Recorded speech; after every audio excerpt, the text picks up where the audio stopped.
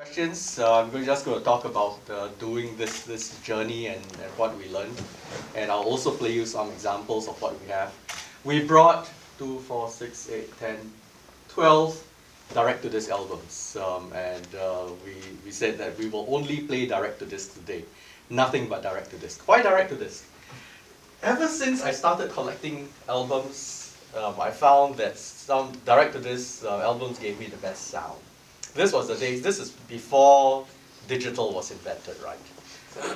And to get an LP that was cut direct to disc, you get really closest to the music. So direct to disc means you bypass the analog recorder? What direct to disc? Okay, I'll explain what direct to disc is. So I found that direct to disc gave me the best sound. And I started collecting a lot of direct to disc albums. And one day I wanted to make an album. Actually, I didn't want to make an album. Rewind. About 6 years ago, I was demoing my speakers in the Montreal Audio Show.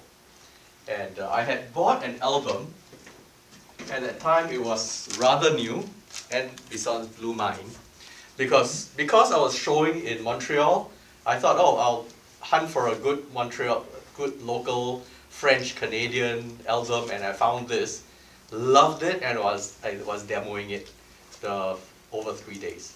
Then one day, one guy sat in the audience and said, "Hey, I know the singer, maybe I can introduce you to her." I looked at him, and he wasn't very well dressed, but I thought, yeah, right, yeah, okay, why don't you bring her along? He dashed out the room, dragged Anne Bisson in by the hand, sat her down, and said, "Listen to this." And I was just playing one of my favorite track on this album. And first time I had met this lady. And she was sitting there going, "That sounds exactly like my piano." And that got me thinking, because as a singer, you never really know how you sound. You cannot say, "That sounds exactly like me." Yeah, right. Because when you speak or you sing, you do not know what you sound like.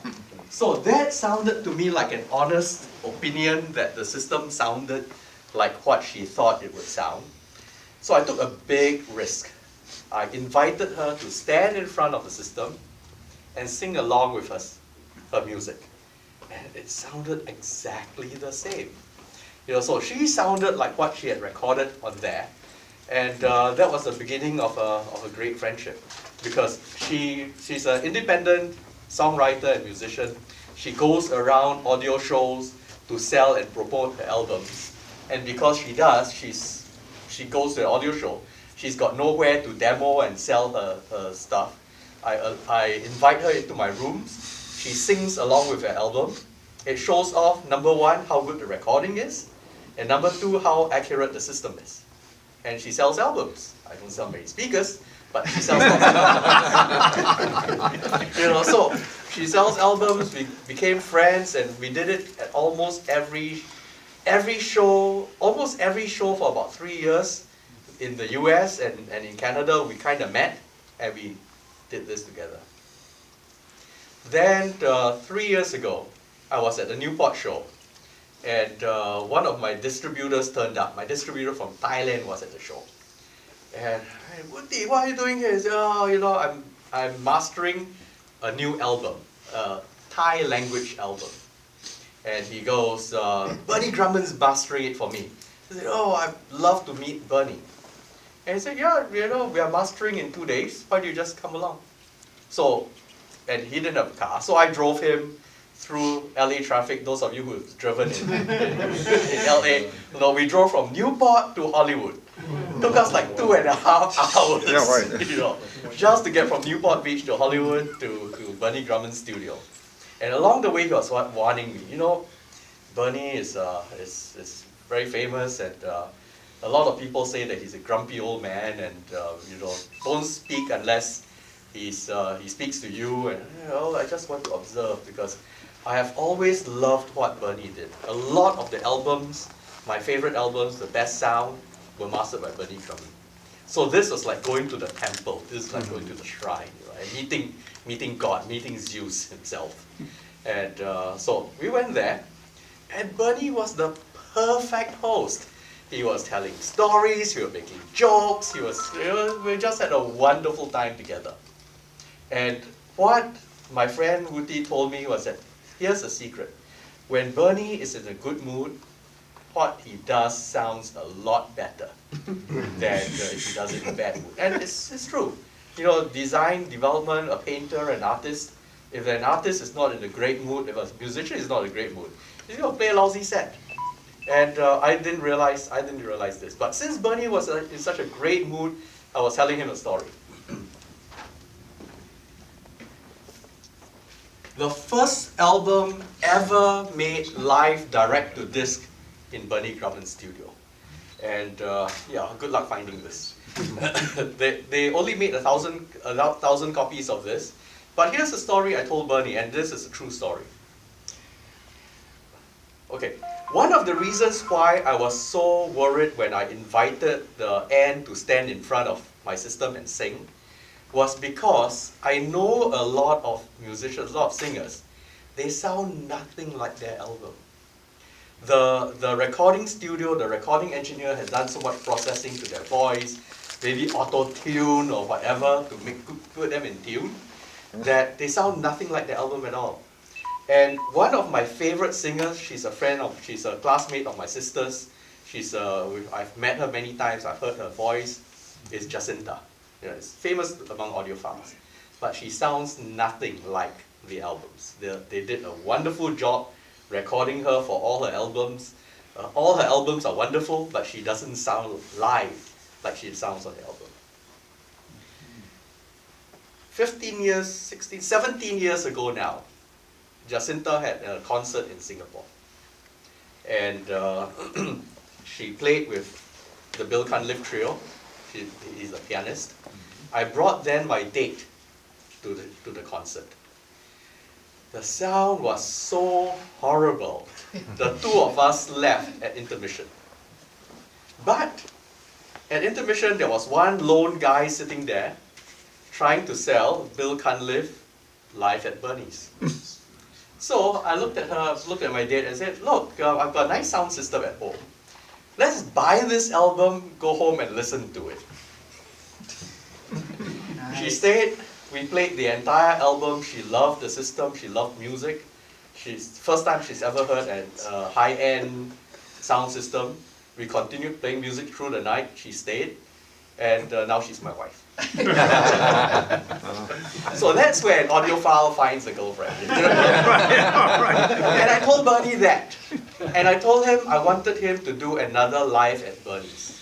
At that time, I did not think that we would do it with Anne. But I told Bernie that I wanted him to do another live at Bernie's, and I was willing to sponsor it and be the executive producer. And Bernie said, never ever again. You know how tough it is to do a live album. You know, the live albums like that, they are 45, 4 sides, 2 songs per side. And it says invariably somebody would mess up. And you know, the last chord, the bassist farted. And they had to throw that lacquer away and record it again. Because there's no going in and editing it and cutting things out and all that. So a direct to this album is hard. So Bernie said absolutely no. The one with the fart might really sell them. Yeah, don't fart. No means the night before for the musicians. So what happened was Anne's Blue Mine started selling out.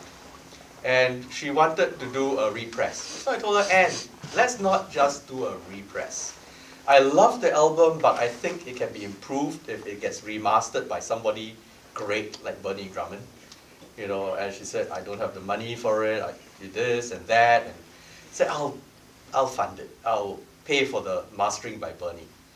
So I got the original studio files, it was a digital recording. I brought it to Bernie, I sat next to him and let him tell me stories and keep himself happy. And we did the Anne Bisson, Blue Mine, Bernie redid the mastering. And at the end of all that, I know, Bernie, you know, don't you think that Anne's a great artist and we can do a direct to disc? And he said, no, never again to do a direct to disc. But the remastering sounded far better than the original album. And then I started issuing, Kee Choi here did all the tapes, duplication. We started selling tapes of that remastered session. And she made 45 RPM, clear blue vinyl pressing out of that remastered session. So now that I have got her feet a little bit wet with the mastering at Bernie's. Bernie's is not cheap, you know, so that's one of the reasons why some of these young artists don't use him. She came out with another album called Conversations, where she sang together with a cellist. And I persuaded her to get it mastered by Bernie before even pressing the first press. And she was reluctant until I said, I'll pay for it. And I paid for the mastering session at Bernie's. And the difference was I brought her into Bernie's so that she could keep him charmed and entertained while he was mastering her new album. And at the end of that, I went, live at Bernie's? He glared at me. He remembered the first 2 times. He glared at me and said, maybe. And it took another year to persuade him to say yes. So it took like 3 years working on Bernie to say yes to live at Bernie's. The moment he said yes, I called another friend of mine, Ying Tan. He owns Groove Note, ORG. He started Classic Records. So he's got huge experience in the recording business. Who's the best recording engineer you know? Jazz? Al Schmidt. Michael Ross. Maybe not a huge name like Al Schmidt, but he said the best, if you want the best sound and the best audiophile experience, would be Michael Ross. So we hired Michael Ross to be producer and recording engineer. And Michael came up to call me one day and said, Gary, you know, I would like to have some good microphones for this session. And I said, what good microphones, Michael? And he said, you know, we can rent some, I can find a few here and there. And I told him, actually I know somebody who's got the biggest stash of wonderful microphones in the world. Because the owner of Ocean Way Studios, Alan Sides, is a friend. He's a competitor and friend. He makes ocean wide monitors, loudspeakers. And I met him a couple of years ago. Because we were at the Tokyo show, nobody else spoke English. The two of us had breakfast every day. So we became friends. So I called Alan and said, can we rent your microphones? He said, yeah, which one? I said, no, we just want to pick some microphones. He said, yeah, we can do that. Which one? So Which I connected one, Michael to, what's that? Which one? Which one? Which microphone? So I connected Michael to Ocean Way Studios, and when Michael called me and said, so what's my budget? I've never done recording before, you know, I said, whatever, just take what you want. Uh-oh. Yeah, just take what you want. And he said, really? I said, yeah, you know, Michael, I trust you. Take what you want. He turned up with $250,000 worth of microphones on the day. I mean, it was rented, but still, a weekend rental is that? of $250,000 worth of microphones. How many microphones? A lot. Okay. He took spares as well. And it's like I was telling Jerry, look what microphone we used for the kick drum. What's the best microphone we all know? Neumann. Neumann U47. 47? We use a U47 for the kick drum. It's a little bit unusual. It's a little bit unusual, yeah. And because he said, look, the U47 has got that richness and bloom that people like Frank Sinatra want for their voice. It makes them sound more male and more masculine. So use it for the kick drum. Yeah. And he rented another one because I said, why? He said, well, if you put it under the piano, it'll accentuate and make the bass sound better. You know, so he had in the album credits, I list all the microphones we used. You know, we used U47s for the kick drum and the bass. I don't remember all this. Jerry, you might know some of these microphones. For the acoustic bass, we used the Sony C55P, 2 of them, because he wanted to create that stereo effect. We used, for the toms, we used two more Neumann U67s. You know, so it's like, he basically got to use any microphone he wanted. He got to use any mic preamp he wanted. So the mic preamps, he said the mic preamps are also the vintage ones that he wanted to use. With such wonderful microphones and such wonderful mic preamps, we didn't want to use Belden wire in between. So he called up Joe Kubala. And Joe Kubala made us up miles of his best interconnect. So we had the best interconnect. We didn't even price that, because those interconnects are what, $4,000 for a meter pair, and this was like 30 meters, and we had like snakes and snakes and snakes of those. I brought, I think 15 of my power cords there as well. We didn't put that into the price of the albums either, because non-audiophiles will go crazy at things like that. But really, we just wanted to have the best. If we got Bernie Grundman, and this might be his last direct-to-disc album, if things don't go well, he'll say never, ever, ever, ever again. You know, this might be his last album. Bernie is in his 70s, he's going to retire. So this might be the last thing that we can do from him. So basically, we got the best. And I thought that after we finished recording, that would be the end of it. No, that was the beginning of just all the headaches. What I didn't realize was that even things like the pressings and all that all made a big difference.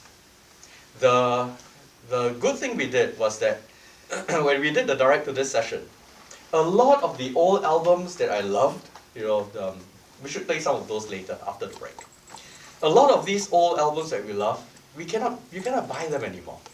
If you go online to buy for Duke, you know, what is it, $400, $500 a copy? You know, I was playing an album here that nobody has ever heard. Ray Brown, Laurindo Almeida, the Midnight Serenades, and this, they made 800 copies of it. So you can't even buy it if you wanted to. So what we did was we ran in parallel, we ran digital, but the digital was purely used as a backup. We also ran half-inch 30 IPS tape, just so that we have the best possible quality backup if we want to produce anymore. So this album we'll play, we've got 3,000 copies, and that's the end of it. The lacquer will only make one good master, the master will only make one good mother, the mother will only make 6 to 8 good stampers. And we didn't want to stretch it to 8, so 6 was what we ended up with. No questions so far? Gary, Talking too much? what, 1 minute break? Okay.